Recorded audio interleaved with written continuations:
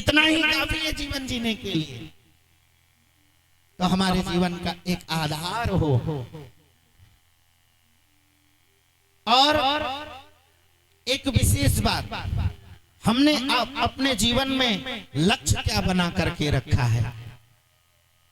प्रत्येक व्यक्ति के जीवन को अगर अपने जीवन का लक्ष्य उसको नहीं पता है तो वह भी श्रेष्ठ जीवन नहीं जी सकता है। हमारे जीवन का लक्ष्य क्या है? बहुत सारे व्यक्ति के जीवन का लक्ष्य होता है खाओ और सो, और कोई लक्ष्य नहीं है। क्या लक्ष्य है? बोले खाना और सोना, यही जीवन जीने का लक्ष्य है। बहुत सारे ऐसे व्यक्ति हैं, सुबह पंगत मिल जाए और फिर उसके बाद खाट मिल जाए सोने को, बोले भाड़ में जाए दुनिया, हो गया सब काम अपना। तो व्यक्ति के जीवन जीने का लक्ष्य खाना और सोना तो पशु पक्षी भी करते हैं। पशु पक्षी भी खाते और सोते हैं। अगर केवल मनुष्य ने अपने जीवन में खाना और सोना ही लक्ष्य बना करके रखा है तो फिर उसका श्रेष्ठ जीवन नहीं है। उससे अच्छा तो पशुओं का जीवन होता है। एक संत कहते हैं, पशुआ आवे पशुआ जाए,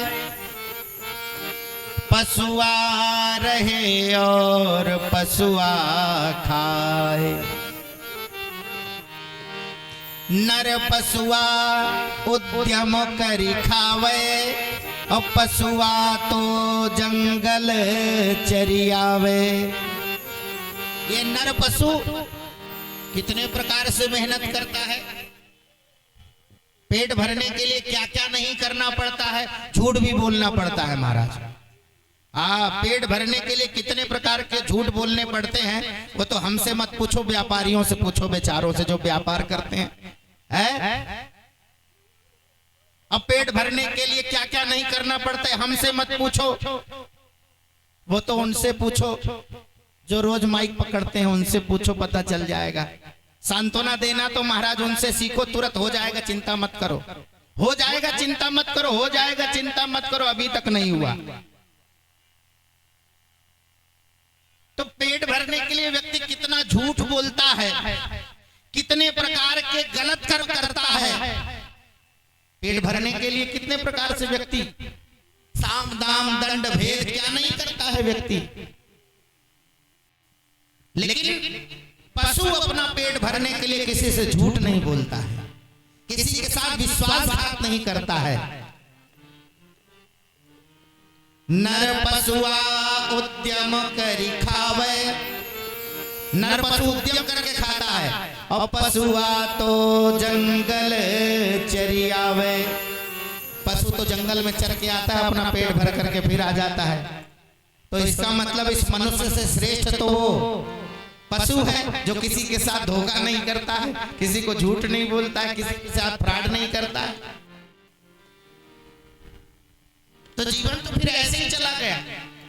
केवल खाने और सोने के लिए जीवन भगवान ने नहीं दिया है। श्री भगवान ने किस लिए जीवन दिया है? हमारे जीवन में परोपकार की भावना अवश्य में होनी चाहिए। हम अपने जीवन में परोपकार करें।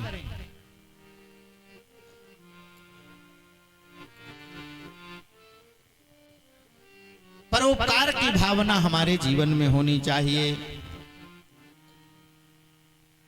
अष्टादश पुराणेषु व्यासस्य वचनद्वयम्, संपूर्ण 18 पुराणों का सार श्री व्यास जी महाराज ने 2 वचनों में कह दिया। बोले अष्टादश पुराणेषु व्यासस्य वचनद्वयम्, परोपकाराय पुण्याय पापाय परपीडनम। परोपकार ही श्रेष्ठ है, और पापाय परपीडनम, जो हमारे क्रिया के द्वारा अगर किसी का अहित होता है तो वह पाप होता है, और हमारे क्रिया के द्वारा अगर किसी का हित होता है तो वह पुण्य होता है। इसलिए परोपकाराय पुण्याय और पापाय पर पीडनम। हमारे जीवन में परोपकार की भावना अवश्य में होनी चाहिए। और परोपकार जिसके जीवन में होता है, जो जिसका जीवन ही परोपकार है, उसका श्रेष्ठ जीवन होता है, उसका श्रेष्ठ जीवन है। जो परोपकार की भावना रखता है, सदा परोपकार की भावना रखे, इसलिए वह श्रेष्ठ जीवन है। श्री भगवान की कृपा करना है। श्रीमद् भागवत महापुराण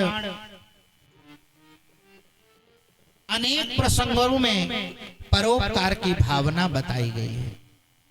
अनेक स्थानों पर परोपकार की भावना। ऐसे ऐसे संत हुए जिनका संपूर्ण जीवन ही परोपकार ही हुआ। उन्होंने अपने संपूर्ण जीवन में परोपकार की ही भावना रखी है और उन्होंने अपने उस परोपकार के स्वभाव का त्याग कभी नहीं किया अपने जीवन में।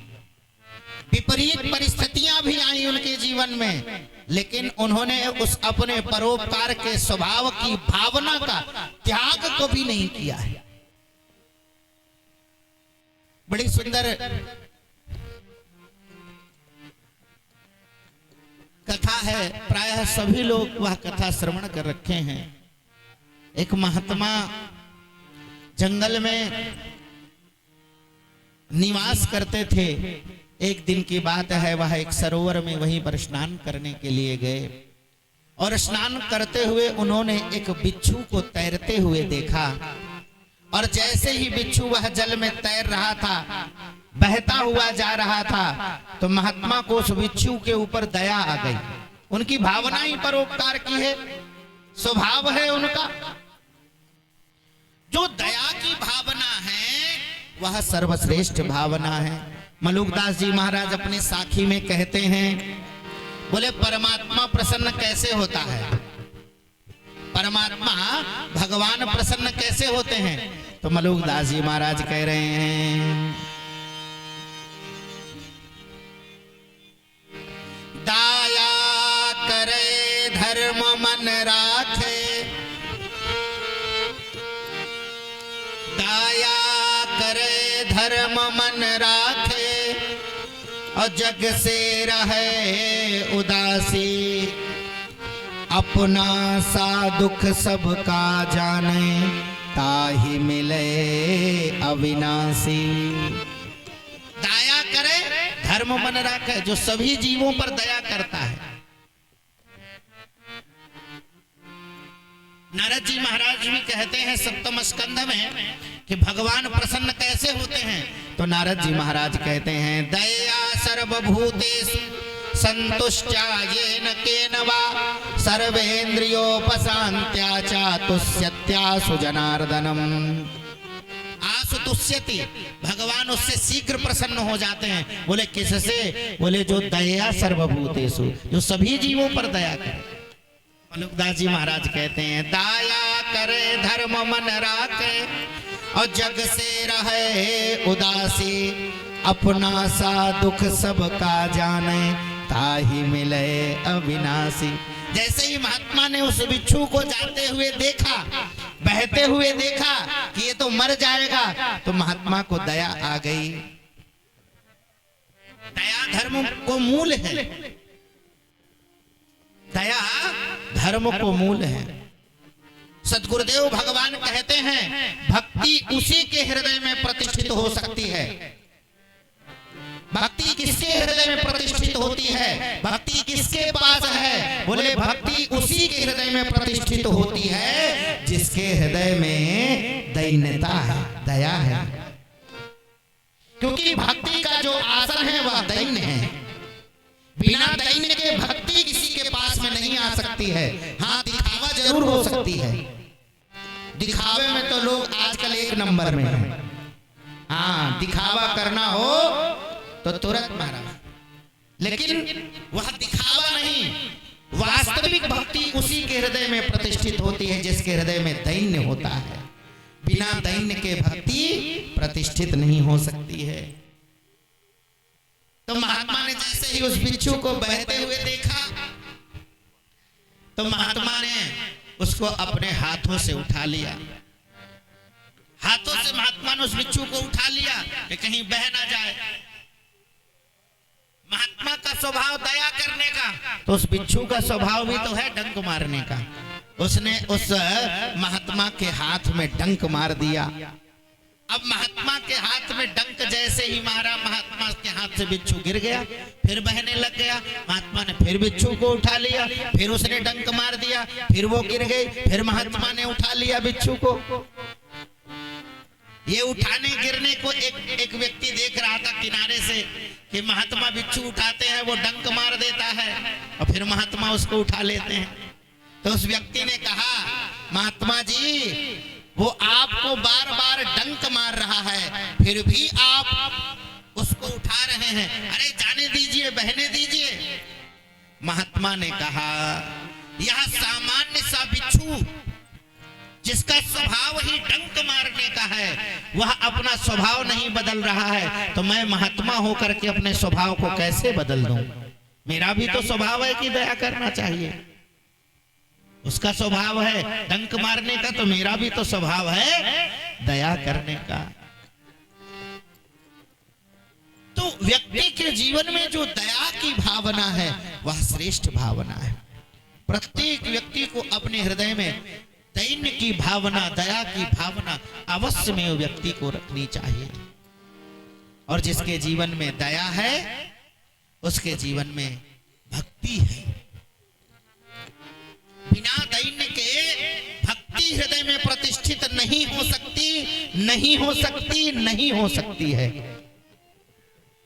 और जिस किसी के भी हृदय में भक्ति प्रतिष्ठित हुई है उसके हृदय में दैन्यता अवश्य में हुई है। जिस किसी के भी जीवन में हम जानते हैं कि उसके जीवन में भक्ति प्रतिष्ठित है, उसके जीवन में भक्ति है, तो उसके जीवन में दैन्य जरूर होगा। बिना दैन्य के भक्ति प्रतिष्ठित नहीं हो सकती है। इसलिए भैया दैन्यता कहां से आएगी? भाई भक्ति तो बैठाना है हृदय में, भक्ति तो चाहिए, सबको ही भक्ति चाहता है। ऐसा कोई व्यक्ति संसार में नहीं है जो भक्ति ना चाहता हो। प्रत्येक व्यक्ति भक्ति चाहता है, प्रत्येक व्यक्ति ज्ञान चाहता है, प्रत्येक व्यक्ति वैराग्य भी चाहता है। अपने जीवन में ज्ञान वैराग्य भी चाहता है। और भागवत जी में महात्मा में भक्ति के दो पुत्र ही ज्ञान वैराग्य हैं। भक्ति के दो पुत्र हैं ज्ञान और वैराग्य। तो जिसके हृदय में भक्ति होगी उसी के हृदय में ज्ञान और वैराग्य होगा। जिसके हृदय में भक्ति होगी उसी के हृदय में ज्ञान और वैराग्य होगा। बहुत ध्यान से श्रवण करें। अगर केवल भक्ति है किसी के हृदय में, केवल भक्ति, ना तो ज्ञान है और ना तो वैराग्य है, केवल अगर भक्ति हृदय में है तो एक बात ध्यान रखना, मां का मातृत्व तभी पूर्ण हो सकता है जब उसके संतान होती है। मां का मातृत्व तभी पूर्ण हो सकता है जब उसके संतान होती है। और संतान नहीं है उसके तो संसार में उसको क्या कहा जाता है? जिस मैया के संतान नहीं है तो उसको दुनिया में लोग क्या कहते हैं? यही तो कहते हैं कि भैया बांझ है ये। तो भक्ति अगर अकेली है हृदय में और उसके पुत्र ज्ञान और वैराग्य नहीं है तो वो भक्ति बांझ है, वो श्रेष्ठ भक्ति नहीं है, वो भक्ति बांझ है क्योंकि उसके पुत्र नहीं है। बहुत ध्यान से श्रवण करें।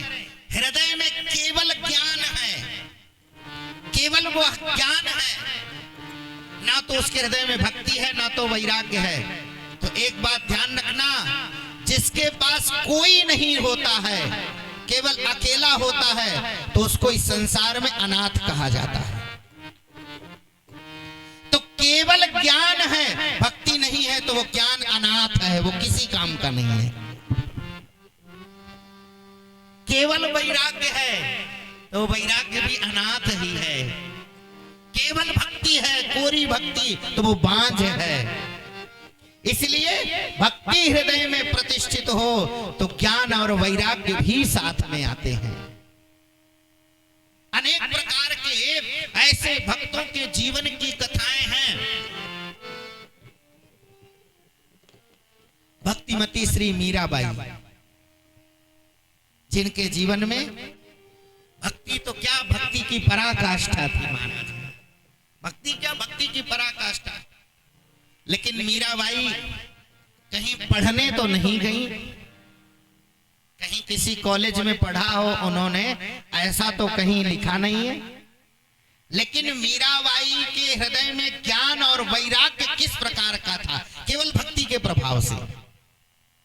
ज्ञान का तो क्या कहना है, इतना ज्ञान था उनके हृदय में, बिना पढ़ी लिखी के हृदय में ज्ञान उत्पन्न हो गया। उन्हीं के पदों में बड़े बड़े पढ़े लिखे लोग पीएचडी करते हैं, जो बिना पढ़ी लिखी रचना कर दी। जो बिना पढ़े लिखे जिन्होंने इतनी रचनाएं कर दी, उन पे लोग पीएचडी करते हैं, उनके पदों पर लोग पीएचडी करते हैं। और वैराग्य का तो क्या कहना है, वैराग्य में जिन्होंने सब कुछ छोड़ करके, और वह मीराबाई वृंदावन आई हैं,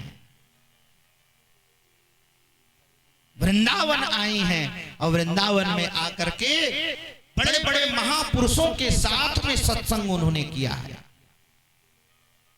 आचार्य हुए श्री राधा दामोदर मंदिर में आचार्य हुए श्री सनातन गोस्वामी जी महाराज, उस समय के बड़े अद्भुत विद्वान थे महाराज। और जब मीराबाई ने सुना कि श्री सनातन गोस्वामी जी महाराज बड़े अद्भुत विद्वान हैं, तो मीराबाई के हृदय में सत्संग की इच्छा उत्पन्न हुई कि मैं उनके पास जाकर के सत्संग करूं। तो जैसे ही मीराबाई सत्संग की इच्छा से पहुंची हैं, तब उनके सेवकों ने जाकर के कहा कि हे भगवान, भक्तिमती मीराबाई आई है सत्संग की इच्छा से।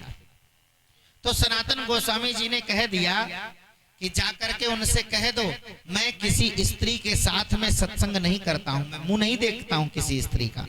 वृंदावन की घटना है ये वृंदावन की घटना है। सनातन गोस्वामी जी ने कहा, बड़े अद्भुत प्रकांड विद्वान हुए। उन्होंने कहा कि मैं किसी स्त्री का मुंह नहीं देखता हूं, उनसे सत्संग नहीं करता हूं। मीराबाई ने बाहर आवाज सुन ली, तो मीराबाई ने कहा, अरे मैंने तो ऐसा सुना था कि इस वृंदावन में पुरुष मात्र केवल श्री कृष्ण है, पुरुष मात्र केवल श्री कृष्ण है।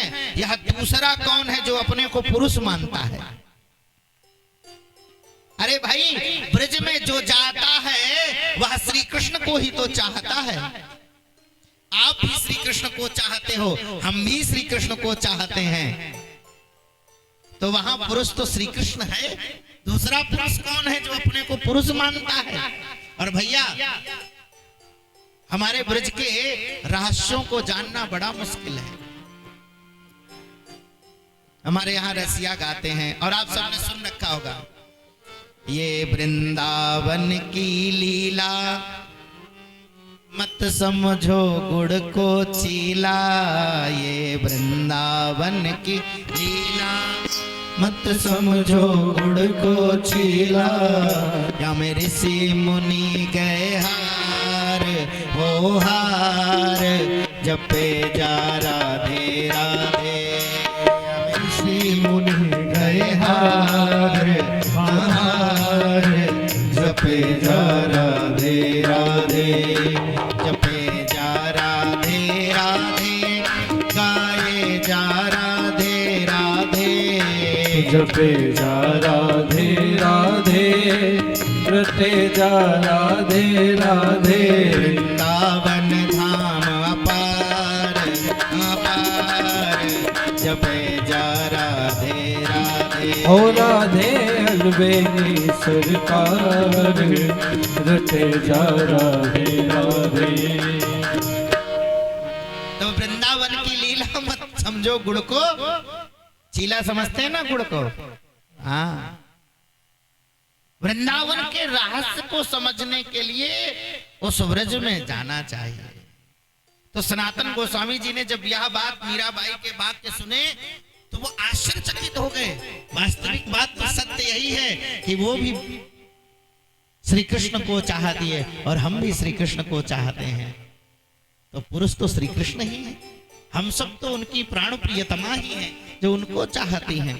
सनातन गोस्वामी जी बाहर निकल करके आ गए और श्री मीराबाई के साथ में उन्होंने सत्संग किया है। तो जिसके हृदय में भक्ति है उसी के हृदय में ज्ञान है। हाँ, ज्ञान तो है, लेकिन अगर ज्ञान की अकड़ है, अहंकार है ज्ञान, तो वो बेकार है। हाँ, विद्या ददाति विनयम, विद्या के साथ में विनय नहीं है, दैन्यता नहीं है, तो फिर किस काम की वो विद्या है। इसलिए अपने जीवन में भक्ति हो, ज्ञान भी हो और वैराग्य भी हो, उसी के जीवन श्रेष्ठ जीवन है। इसलिए भक्ति की प्राप्ति के लिए ही हम भगवान के नाम, रूप, लीला, गुण का चिंतन करते हैं। नाम, रूप, लीला, गुण, धाम का चिंतन तभी तो करते हैं।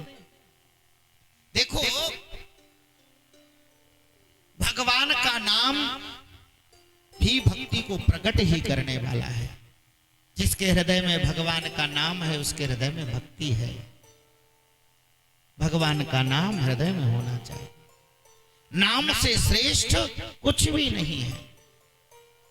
भगवान का नाम निरंतर उठते बैठते सोते जगते खाते पीते हमारे जीवन में भगवान का नाम। श्वास श्वास पर कृष्ण भज, वृथा श्वास जन खोए, ना जाने यस श्वास को आवन होए कि न हो। इसलिए हमारे जीवन में प्रत्येक श्वास में भगवान का नाम हो, और जिसके जीवन में नाम है उसका जीवन श्रेष्ठ है। भगवान का रूप, भगवान का दर्शन भी श्रेष्ठ है। लीला के माध्यम से हम क्या करते हैं? भगवान का ही तो दर्शन करते हैं। वृंदावन जाएंगे तो किसका दर्शन करेंगे? अयोध्या जाएंगे तो किसका दर्शन करेंगे? चित्रकूट जाएंगे तो किसका दर्शन करेंगे? भगवान का दर्शन। और महाराज, ऐसे ऐसे लोग हुए जिनको भगवान का दर्शन करते ही महाराज क्या नहीं प्राप्त हुआ है।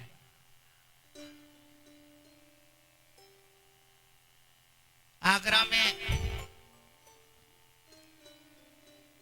ताजमहल बना हुआ है। ताजमहल, लोग कहते हैं कि ताजमहल किसी ने अपने पत्नी के लिए बनाया है, ऐसा कहते हैं। हम जानते नहीं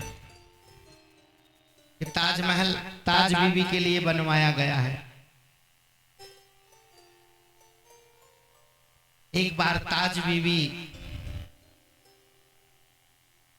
अपने कुछ सेवकों के साथ में हज करने के लिए निकल पड़ी आगरा से। आगरा से वह निकल पड़ी। आगरा से आगे ही व्रज है, वृंदावन है। तो वृंदावन के मार्ग पर ही रात्रि के समय विश्राम में महाराज सब रुके थे, वहीं पर टेंट लगा करके। प्रातः काल होते ही ताज बीबी ने चारों ओर देखा तो महाराज सब जगह घंटियां बज रही हैं। देखा तो सुंदर ठाकुर जी के मंदिरों के शिखर दिखाई दे रहे हैं। तो ताज बीबी ने पूछा कि भाई ये क्या हो रहा है, यहाँ क्या हो रहा है? तो एक व्यक्ति ने कहा कि यहाँ उन काफिरों का खुदा रहता है, काफिरों का खुदा रहता है।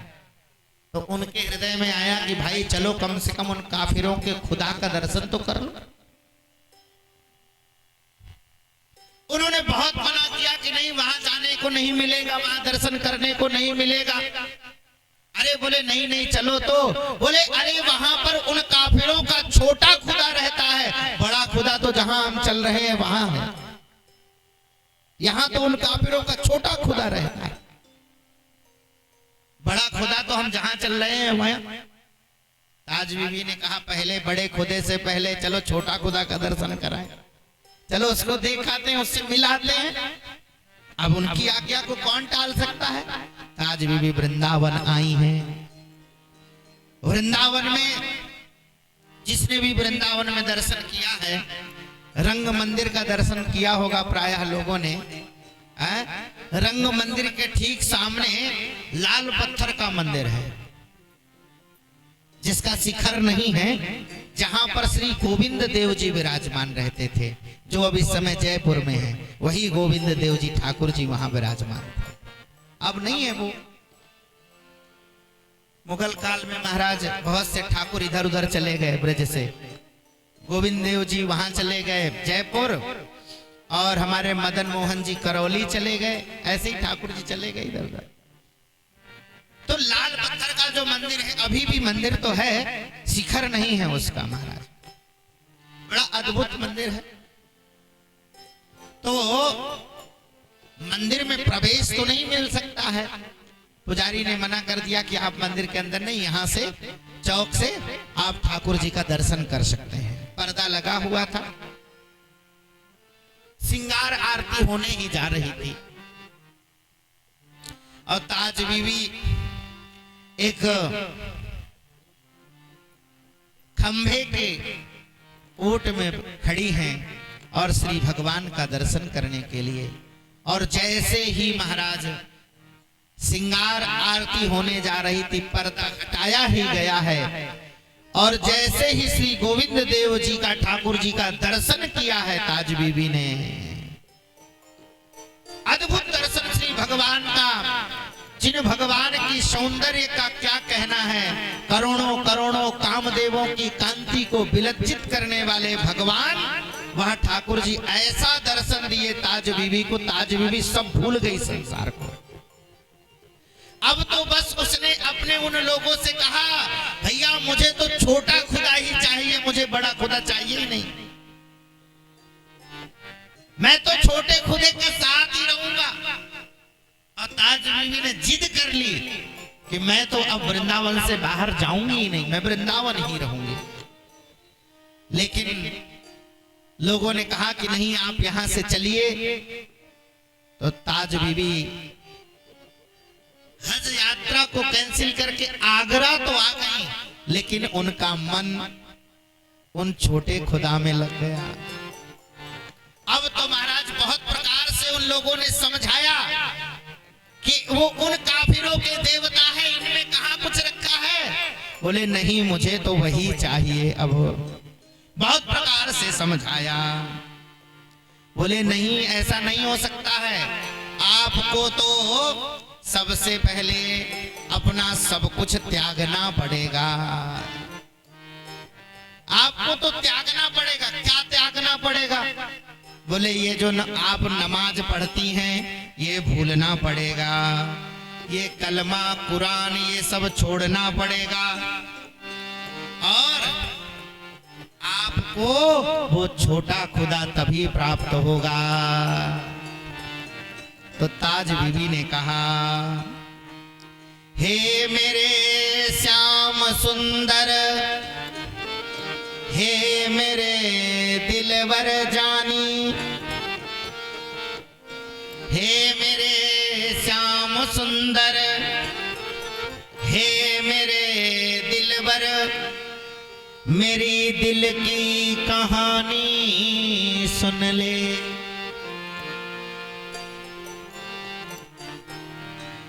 सुनो दिल जानी, मारे दिल दी कहानी,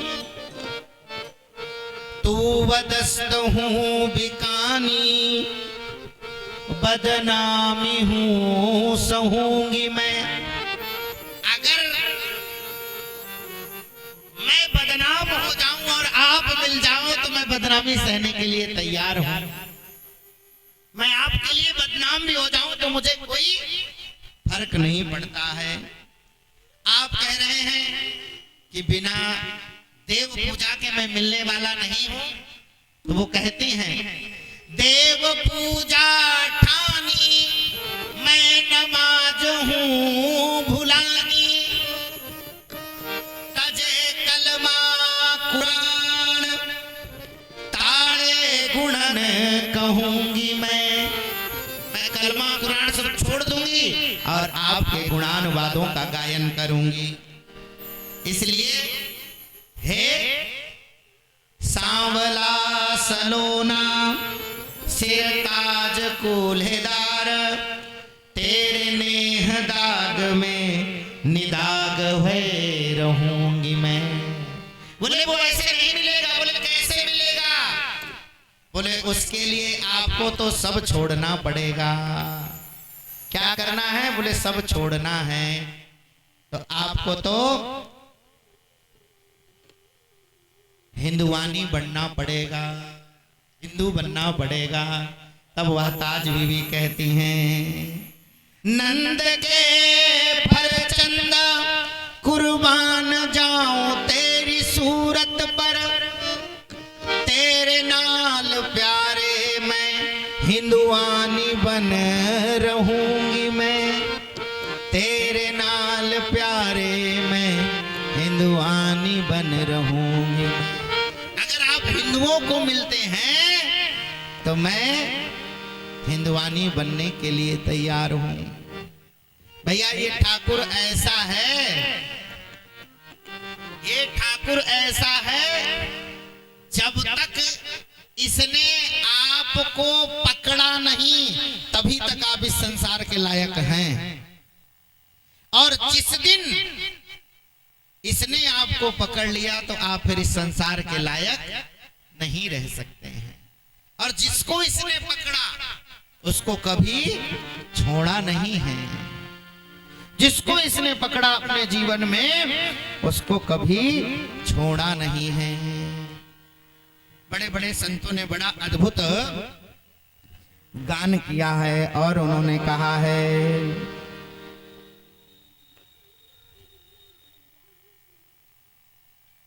मेरे प्राणेश मनमोहन तुम्हें ढूंढूं कहाँ जाकर, मेरे प्राणेश मनमोहन तुम्हें ढूंढो कहाँ जाकर, मेरे प्राणेश मनमोहन तुम्हें ढूंढूं कहाँ जाकर, मेरे प्राणेश मनमोहन तुम्हें ढूंढो कहाँ जाकर, बड़ा बेचैन हूँ तुम बिन मुझे देखो जरा आकर, बड़ा बेचैन हूँ तुम बिन मुझे देखो जरा कर, मेरे प्राणेश मनमोहन तुम्हें ढूंढूं कहाँ जाकर,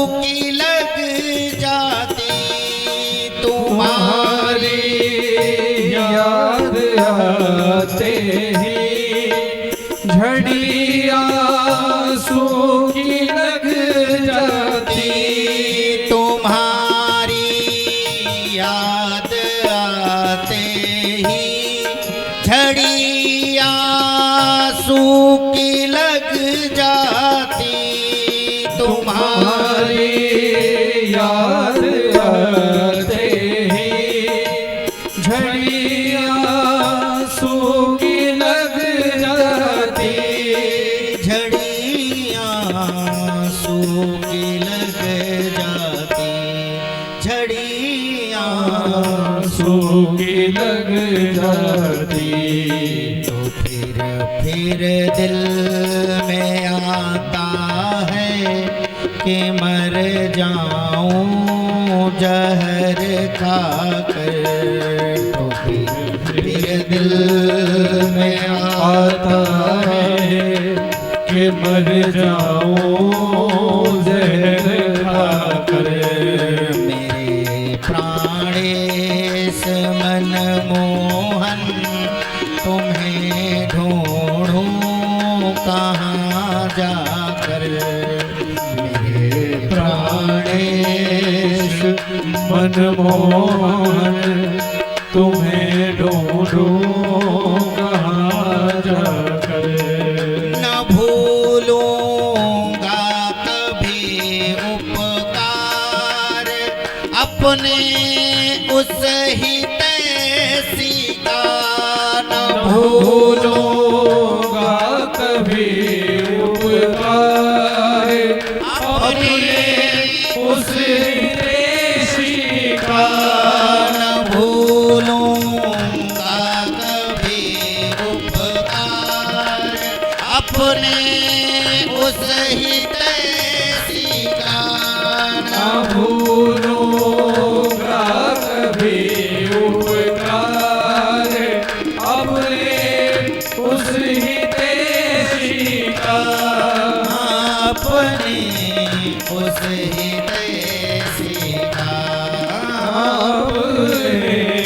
उस हितैषी का जो करवा दे मुझे दर्शन कन्हैया को यहाँ लाकर जो करवा दे मुझे दर्शन कन्हैया को यहाँ लाकर मेरे प्राणेश मनमोहन तुम्हें ढूंढूं कहाँ जाकर मेरे प्राणेश मनमोहन तुम्हें ढूंढूं कहाँ जाकर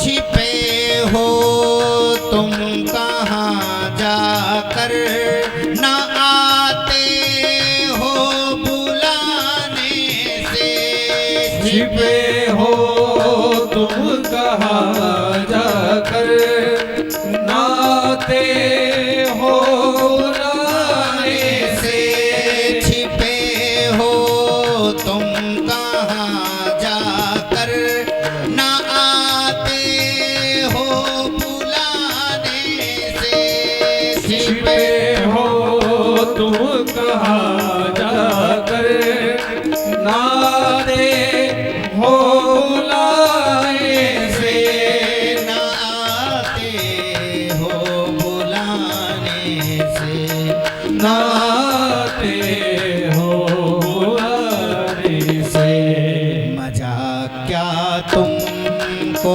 आता है मुझे इस तो और तड़पा कर मजा क्या तुमको आता है मुझे इस तौर तड़पा कर मेरे प्राणेश मन मोहन तुम्हें ढूंढूं कहाँ जाकर मेरे प्राणेश मनमोहन तुम्हें ढूंढो कहाँ जाकर विनय कर जोर कर दोनों यही है राम की तुमसे विनय कर जोड़ कर दोनों यही है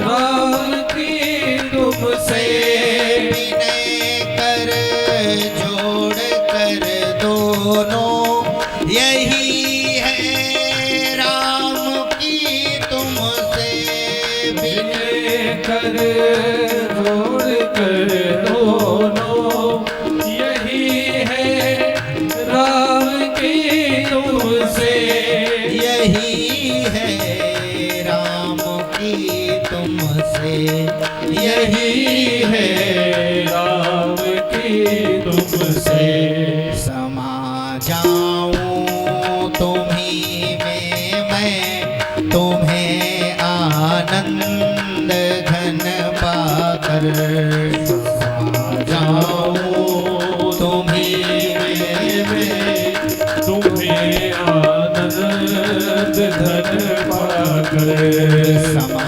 जाऊं तुम्हीं में मैं तुम्हें आनंद घन पाकर मेरे प्राणेश मन मोहन तुम्हें ढूंढो कहाँ जाकर मेरे प्राणेश मन मोहन तुम्हें ढूंढो कहाँ जाकर तुम्हें ढूंढो कहाँ जाकर तुम्हें ढूंढो कहाँ जाकर भगवान की जो प्राप्ति है वह प्रार्थना के द्वारा है और श्री भगवान उसी को प्राप्त होते हैं। रुरुदुहु सुस्वरन राजन कृष्ण दर्शन लालसा।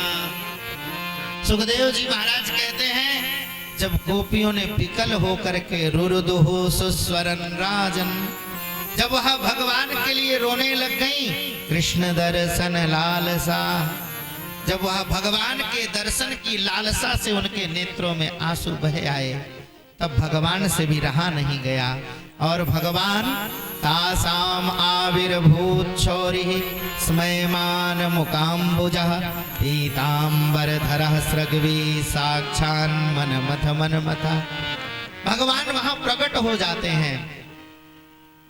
जिन नैनों में नीर बहा करता उन नैनों में श्याम बसा करता। जो भगवान के लिए जिसके नेत्रों से अश्रु बहे हैं, भगवान उनको प्राप्त जरूर हुए हैं। इसलिए प्रत्येक भक्त के हृदय में जब भगवत प्राप्ति की विकलता उत्पन्न होती है और वह भक्ति की दैन्यता और विकलता जैसे ही उसके हृदय में उत्पन्न होती है, भगवान के लिए जब वह विकल हो जाता है तो श्री ठाकुर जी से भी रहा नहीं जाता है और भगवान उसके समक्ष खड़े हो जाते हैं और वह भगवान का दर्शन करके आनंद में निमग्न हो जाता है। सबसे उत्तम है और सबसे श्रेष्ठ है। कुछ ना बने तो किशोरी जी से प्रार्थना करें, हे राधा रानी, हे किशोरी जी, बिना आपके कृपा करुणा के ये करने वाले कृपा नहीं हैं। इसलिए हे किशोरी जी, आपकी कृपा हो जाएगी तो इनकी कृपा हो जाएगी। और सच्ची बात तो यह है कि बिना हमारे किशोरी जी की कृपा के ये श्री कृष्ण भी कृपा करने वाले नहीं है। और सच्ची बात तो यह है कि श्री कृष्ण के कृपा का कोई पता भी नहीं चलता है। हाँ, कब यह कृपा करेंगे कि पता नहीं क्या कर देंगे ये। हाँ, एक महात्मा वृंदावन में महाराज सब लोग जानते होंगे, पूज्य श्री नागाजी महाराज हुए, बड़े उच्च कोटि के महात्मा थे नागाजी महाराज। श्री चतुरदास जी महाराज नागाजी महाराज बड़े उच्च कोटि के महापुरुष थे। और वो कदम खंडी में रहते थे महाराज, अपने काम बन के पास में कदम खंडी में ही रहते थे महाराज। तो कदम खंडी से बरसाना लगा हुआ है और श्री जी के भगत थे वो महाराज, और महात्मा और नागा भी। और नागा महात्मा कैसे होते हैं, अब ये कोई अयोध्या जी वाले सब जानते होंगे। हाँ, नागा तो नागा ही होते महाराज, अद्भुत होती है उनकी वाणी।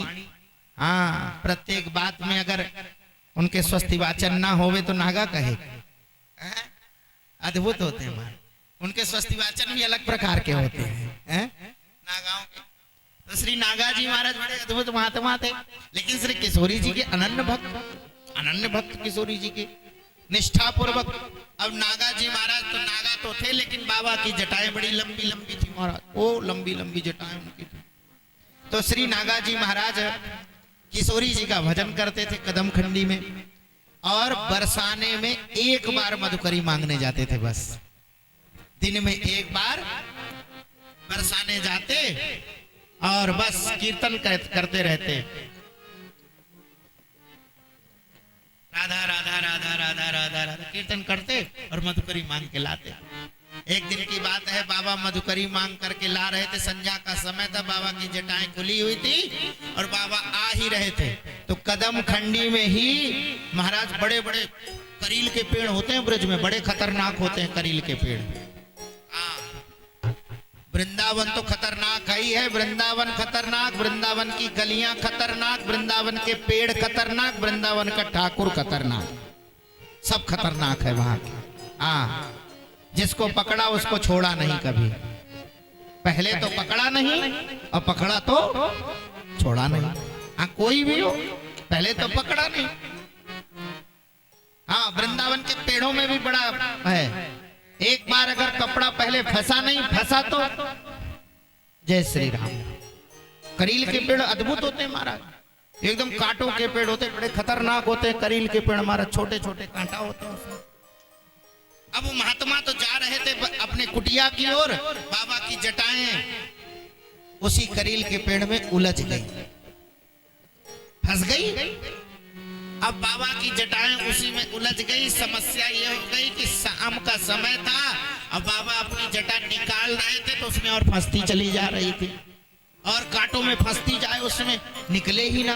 बहुत देर हो गई, सूर्यास्त हो गया, बाबा के भजन का समय हो गया।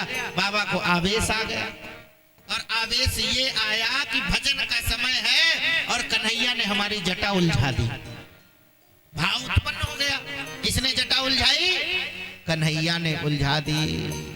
बोले तो जिसने उलझाया वही सुलझाएगा, भजन का समय हो गया, भजन तो नहीं छोड़ूंगा। बाबा सब मधुकरी रखे और वहीं पे भजन करने लग गए अपना।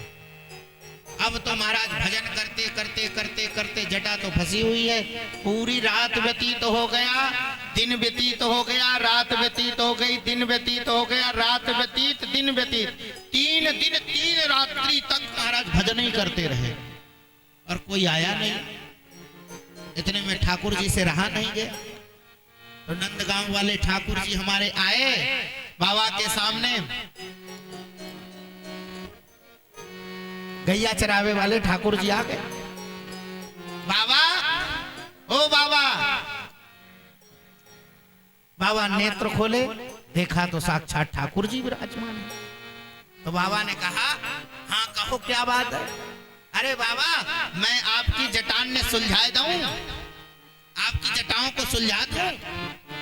तो बाबा ने कहा, कन्हैया तो को बुलायो काऊ ने? अरे हमने तो बुलाया नहीं, तो आया क्यों? तो दूर है जा। अरे बाबा, मैं आपकी जटान ने सुलझाए दूंगो। बोले ना ना, तो दूर है जा, स्पर्श मत करियो हमारी जटान को, दूर है जा। अरे बाबा, मैं सुलझाए दूंगो। बोले ना, आपका भरोसा ना है। क्या नहीं है? आपका भरोसा नहीं है। बोले क्या भरोसा नहीं है? बोले आप सुलझाओगे कि और उलझा दोगे? आप सुलझाओगे कि और उलझा दोगे, इसलिए आप दूर है जाओ। तो भगवान ने कहा, अरे मैं सुलझा दूंगा, और मेरा भरोसा क्यों नहीं है ये बताइए, आप मेरा भरोसा क्यों नहीं कर रहे हैं? बाबा ने कहा कि हमारी श्री जी आपके साथ में नहीं है, इसलिए आपका भरोसा नहीं है। आपके साथ में हमारी श्री जी नहीं है, इसलिए आपका भरोसा नहीं है, क्योंकि आप अकेले आए हैं और बिना श्री जी के हम आपका भरोसा नहीं करते हैं। इतना तो सुनते हैं। अब श्री जी कहीं अलग थोड़ी थी, श्री जी स्वयं साक्षात प्रकट हो गई हैं। और श्री जी ने कहा बाबा मैं सुलझाए दूं? तो बाबा ने कहा हाँ लाली तेरो भरोसा है या को भरोसा ना है, ये सुलझाएगो कि और उलझा दो। तो बाबा की जटाओं को श्री जी ने सुलझाया है महाराज। तो बिना श्री जी के कृपा करुणा के ये ठाकुर जी भी कुछ नहीं है। तो इसलिए श्री भगवान की कृपा करुणा प्राप्त हो तो श्री जी की कृपा करुणा चाहिए हमको। बिना श्री जी के कृपा करुणा के हमको कुछ भी प्राप्त नहीं हो सकता है। और मैया जब तक कृपा नहीं करे तो कुछ होने वाला नहीं है। इसलिए हम सब का कर्तव्य श्री जी से आइए प्रार्थना करते हैं। हम श्री जी से प्रार्थना करेंगे, हे किशोरी जी, हे राधा रानी, आप अत्यंत दयालु कृपालु हैं। हम आपसे प्रार्थना करते हैं आप हम पर कृपा करुणा करिए। तो श्री जी से प्रार्थना करें हम सब की, हे श्री जी हमारे ऊपर कृपा करुणा करें। और इसी के साथ में आज का सत्र भी हम सब विश्राम कर रहे हैं। अब सत्र को यहीं पर विश्राम, क्योंकि ठाकुर जी भी अब विश्राम चाहते हैं। तो 5 भी बज गए हैं, क्योंकि आगे की यात्रा भी करनी है। तो आज का सत्र यहीं पर विश्राम। श्री जी हम सब के ऊपर कृपा करुणा करें ठाकुर।